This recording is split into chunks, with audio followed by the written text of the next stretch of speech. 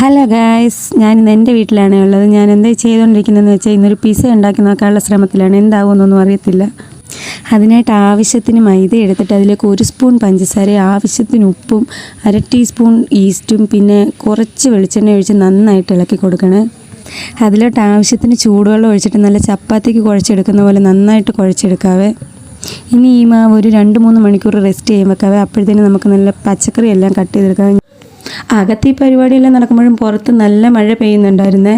Rest ചെയ്യാൻ വെച്ചിരുന്ന മാവ് നമുക്കൊരു പാനിലേക്ക് പരത്തി കൊടുക്കാം. എന്നിട്ട് അതിലേക്ക് പിസ്സ സോസ് ഒഴിച്ച് കൊടുത്തിട്ട് നമുക്കത് നന്നായിട്ട് പരത്തി എല്ലായിടം സ്പ്രെഡ് ചെയ്ത് വെക്കാവേ. അത് കഴിഞ്ഞിട്ട് അതിലേക്ക് കട്ട് ചെയ്ത് വെച്ച വെജിറ്റബിൾസ് എല്ലാം വെച്ച് കൊടുക്കാവേ. ഞാൻ ആദ്യം സവാളയായിരുന്നു വെച്ചത്, പിന്നെ കുറച്ച് ചീസ് ഇട്ടിച്ച് അതിൻ്റെ മണ്ടയ്ക്ക് പിന്നെ ചിക്കൻ ഇട്ട് കൊടുക്കുന്നുണ്ട്. പിന്നെ അതിലേക്ക് നമ്മൾ കട്ട് ചെയ്ത് വെച്ച വെജിറ്റബിൾസ് എല്ലാം ചേർത്ത് കൊടുക്കുന്നുണ്ട്. ഞാൻ ഇവിടെ തക്കാളി, പിന്നെ ക്യാപ്സിക്കം, പിന്നെ ക്യാരറ്റ്, പിന്നെ അതിൻ്റെ മണ്ടയ്ക്ക് വീണ്ടും ചീസ് ഇട്ട് കൊടുക്കുന്നുണ്ട്.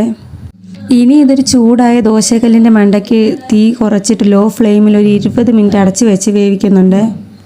അത് കഴിഞ്ഞ് തുറന്ന് നോക്കിയപ്പോൾ ഞാൻ തന്നെ ഞെട്ടിപ്പോയി. എനിക്ക് ഇത്രയും നന്നായിട്ട് പിസ്സ ഉണ്ടാക്കാൻ അറിയാമോ എന്ന് തന്നെ.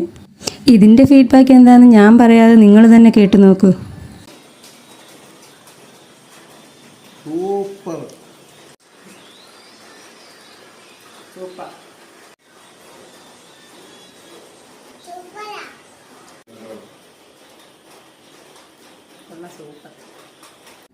അപ്പോൾ ഇന്നത്തെ വീഡിയോ ഇത്രയേ ഉള്ളൂ. ഇനി വേറൊരു വീഡിയോയിൽ കാണാം. Tata, bye bye, see U.